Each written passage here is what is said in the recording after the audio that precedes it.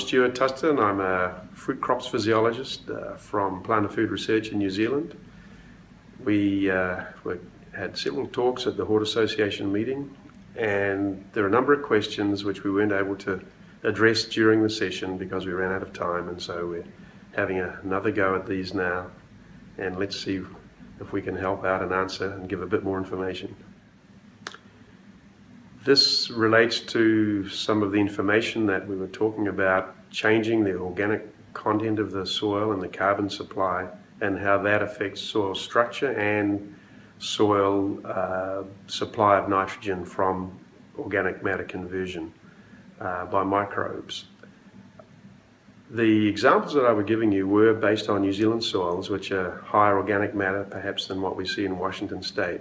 But the person asking the question is correct. I was implying that it is possible to modify the soil organic matter content to the extent that it may be potentially possible to supply the total needs of nitrogen to the crop from soil mineralization of organic matter. That was the example that I used, and if I'm correct, I recall it was around about 105 kilograms of nitrogen per year was mineralized in the high carbon soil the example that I used.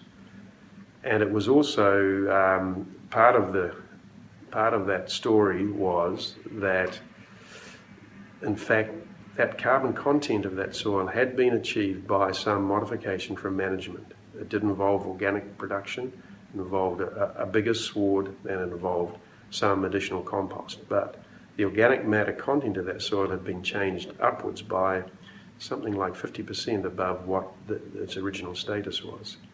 And so I was implying that that it may be, I think that the demonstration was that it could be possible to supply the total needs of nitrogen from mineralization of the soil. Organic matter and carbon are kind of interchangeable. When we use organic matter, we mean basically the carbon supply in the soil.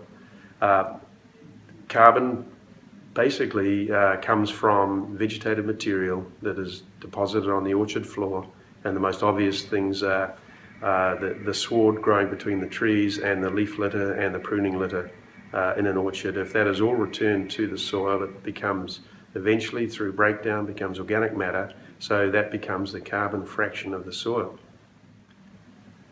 Apart from the modern genomic technologies for helping develop new cultivars more quickly, I don't see a direct implication of using, say, GM technologies to improve productivity as such. Genomic technologies and molecular genetics to help us breed smarter and faster, both cultivars and rootstocks, that's a very important contribution.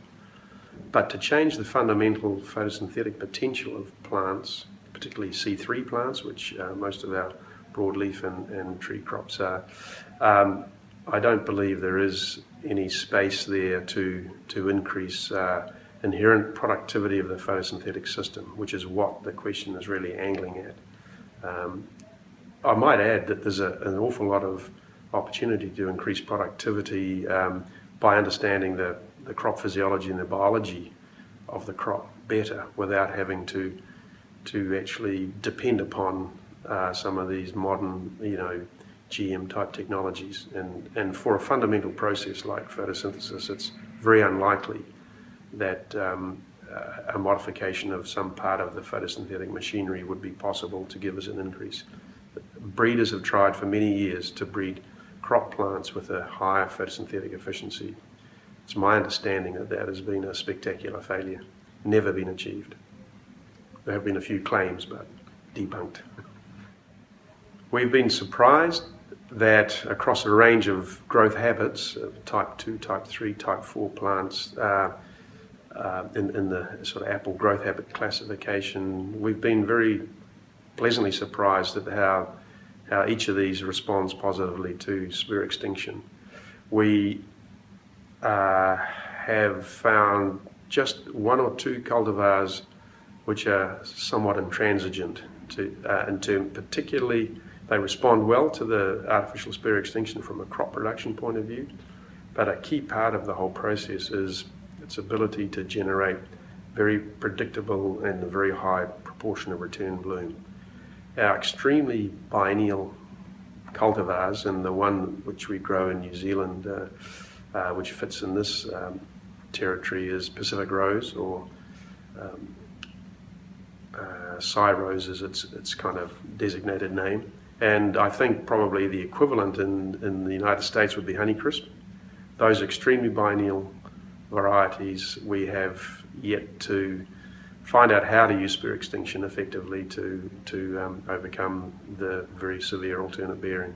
But those are the only two cultivars, or at least I have not tried Honeycrisp, but certainly Pacific Rose is the only cultivar that we've worked with that we've had a unsatisfactory response.